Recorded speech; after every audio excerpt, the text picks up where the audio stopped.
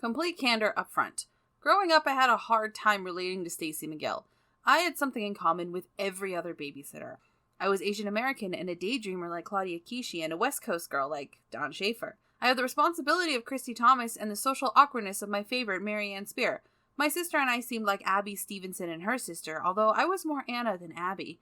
I had my nose between the covers of a book and wrote stories that I kept with me wherever I went, like Mallory Pike. And finally, Jessie and I shared a sense of humor.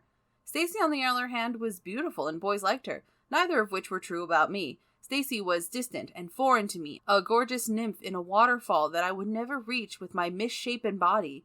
Or at the very least, she was a popular girl in my class who would never speak to me in the first place. As I got older, the only thing I remembered about her was that she had diabetes. When I thought back on the series, I said to myself, diabetes must have been a bigger deal back then. After rereading The Babysitter's Club number 8, Boy Crazy Stacey, I still think diabetes must have been a bigger deal back then. But I also see something in Stacey, her unwavering belief in the best in people and vulnerability because of her belief.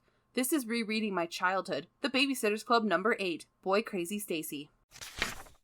The book opens with Stacey and Marianne promising the other members of the BSC to write every day and send them postcards. The Pikes are going on a trip to Sea City, New Jersey, and they hired the two as 24-hour babysitters for the 8 Pike kids. 8 kids, Mrs. Pike doesn't work, 2-story suburban house, beachfront vacation house, 7 kids, and Mr. Pike's mystery job. He's clearly in the mob. He offed some stoolie, and his mob boss paid for a trip to Sea City, which is close to Atlantic City. This is the only explanation for this ridiculous life, even during the halcyon days of the 1980s. How can a 10-person family where the mother doesn't work possibly afford this vacation, with 2 24-hour babysitters? Illegally, that's how. But I digress. There are 8 Pike children that Marianne and Stacey have to corral around Sea City. The youngest is Claire, 5, followed by Nikki, 8, Margot, 7, Vanessa, 9, the triplets Jordan, Byron, and Adam, 10, and finally, future BSC member Mallory, who is 11. I had to write down all these children's names, but Martin does make it easy for the reader to remember who is who. Mallory is the most mature one, Jordan, Byron, and Adam are little jerks, Vanessa rhymes all the times, Nikki wants to emulate his brothers, Claire is obnoxious, and Margot is miscellaneous. That's how I kept track of them. Stacey goes over a few of the items she's bringing along with her to Sea City, one of which is something called sunlight. Apparently, if her parents found out she had a sunlight bottle, her mother would murder her. I had no idea what sunlight was, and I still don't. A Google search brings me to a lighting company. When I modify my search to add hair, I get a Florida hair salon. From context clues, it seems to be some kind of bleaching agent. Anne and Martin fails to explain what it is, and this isn't the last time I came across something I had never heard of. Chapter 3 starts with our first handwriting section. Stacey asks if Christy likes the postcard, which is apparently wild. I don't know about you, but I've never seen a wild postcard. Maybe if it had a nude lady on it. To be fair, there isn't a description of the postcard, so I guess it could be a nude lady. If you've seen a wild postcard, let me know in the comments. The chapter is the car ride from Stony Brook to Sea City, including a scene where Mr. and Mrs. Pike exchange instructions. Now he'd just plug in the ice cream shop onto his phone and follow the directions. Some of the children get sick, sending me into flashbacks. The Pikes have a puke bucket. My family had a puke can. At the end of chapter 3, we are greeted with a lovely passage. The Pikes fell into silence as we entered Sea City. They looked odd, and I could see why. Their senses were suddenly overloaded with great kid stuff. The smell of hot dogs and fried food and the sea air, the sounds of the waves and of kids shouting and laughing and calling to each other. But mostly the sights. We passed Trampoline land and miniature golf and souvenir stands. We passed stores and restaurants and ice cream parlors. And in the distance was a boardwalk with arcades and a Ferris wheel and a roller coaster and probably plenty of head-spinning rides. And beyond all that gleamed the ocean. I was in. The description was exactly what I thought a family destination called Sea City would be. The exception is Trampoline Land. I hated the name, and I couldn't figure out what it was. Just an unsafe trampoline in the middle of the beach? This was obviously a time before trampoline misuse amputation. It doesn't really matter. The children never venture into accident waiting to happen land. Chapter 4 is where Stacey meets Scott, the handsome lifeguard. Stacey is instantly smitten, like any 13-year-old girl.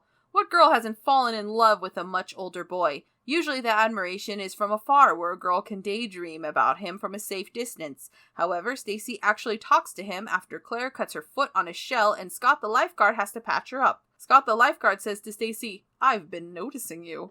I was nauseated. Stacey is 13. 13. We learn later that Scott is 18 years old. He is an adult. He is an adult who should know not to pick up girls who have just been introduced to the idea of different teachers for different classes. I don't blame Stacey. She's just a girl with a crush. I blame him.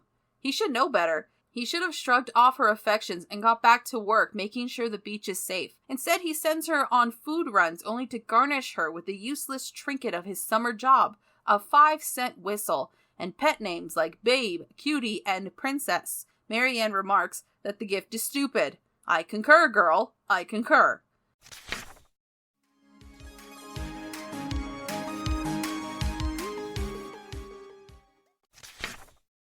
Stacey spends so much time with him that Marianne remarks on page 72, "You're getting paid as much as I am," said Marianne in a huff, "and I'm doing all the work."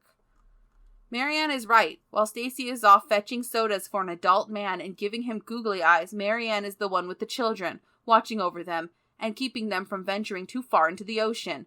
You know, doing the job Mr. and Mrs. Pike paid both of them to do. Marianne and Stacey take the children to miniature golf. This was a bizarre passage. Martin takes the time to explain miniature golf pars, but not sunlight, no skate, or lip coat.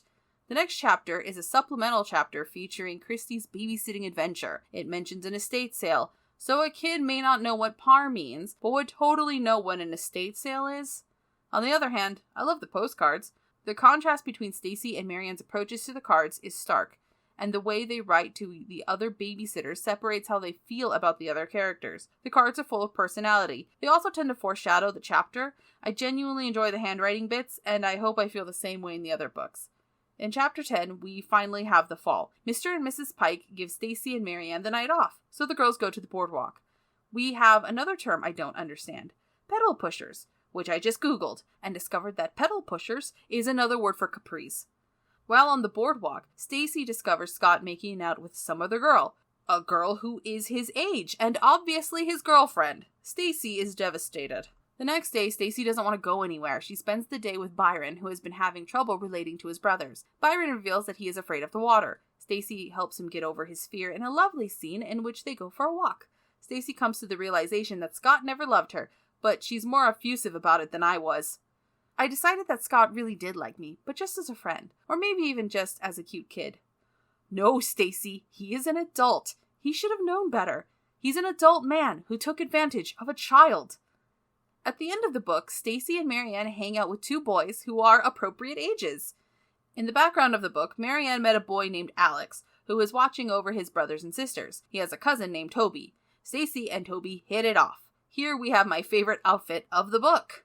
He was wearing plain white swimming trunks, but his shirt was amazing, tan with silly pictures of cowboy boots and cactuses all over it, and his sunglasses, black bands with narrow slits from side to see through. So our Toby is a futuristic cowboy. Marianne and Alex and Stacey and Toby go on a group date. The group splits and Stacey and Toby go on a tunnel of love. For the record, I have never seen an actual tunnel of love in my life, but this is a popular trope. In the tunnel of love, Toby kisses Stacey in a sweet first kiss scene. This old asshole smiled when I read it. The girls say goodbye to their summer romances and return to Stony Brook, where I'm reminded of how insane Stacey's parents are. Sure, she had a ridiculous crush, but she took her medicine and ate responsibly. Stacey is a good person who has a disease that she treats with the severity it deserves. Her ability to navigate life with an intrusive disease is commendable, and her parents should lay off a little. Overall, I enjoyed this book, but I have a few issues. I wish Stacey realized that Scott was taking advantage of her, but I don't think Stacey is the kind of person to feel anger so quickly. She believed the best in Scott, even though he never earned that belief. She's a better person than me.